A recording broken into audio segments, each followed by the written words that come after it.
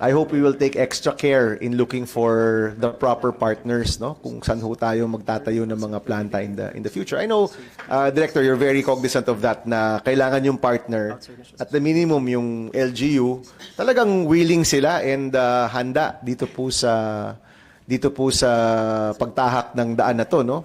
I remember Congressman Coangco saying, I don't know if it's definitely not in this bill, but if it's in any other bill, sabi niya maybe the reward for the LGU that will house the plant is really lower energy costs.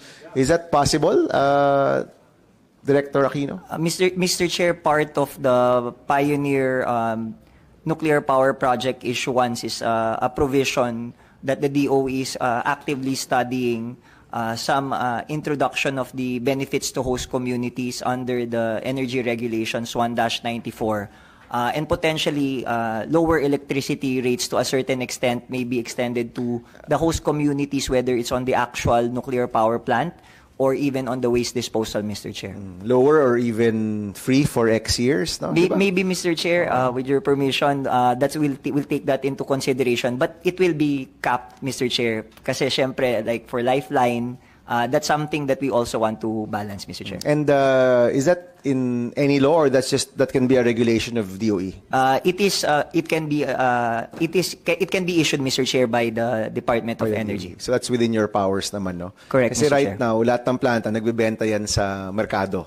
That's correct, Mr. Chair, or through bilateral contracts. And Mr. Chair, just so that it's also put on record, in a social weather station survey commissioned by the Department of Energy for the period of May 6 to 24, 2024, we like to put on record that over 70% of Filipinos support the inclusion of nuclear energy in our power mix because they view it as a reliable electricity source. It can reduce our reliance on imported fuels, create jobs, and help fight climate change.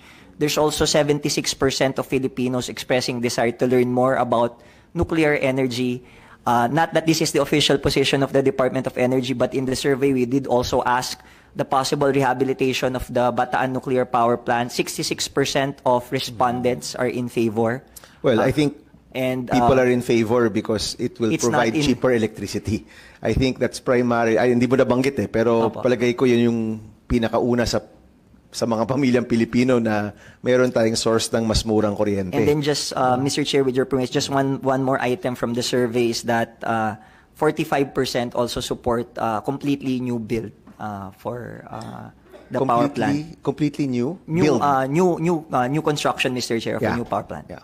Okay, Attorney Mary Ann, where's raising your hand? You may give your comment. Mr. Chair. No, I suppose because we're the ones who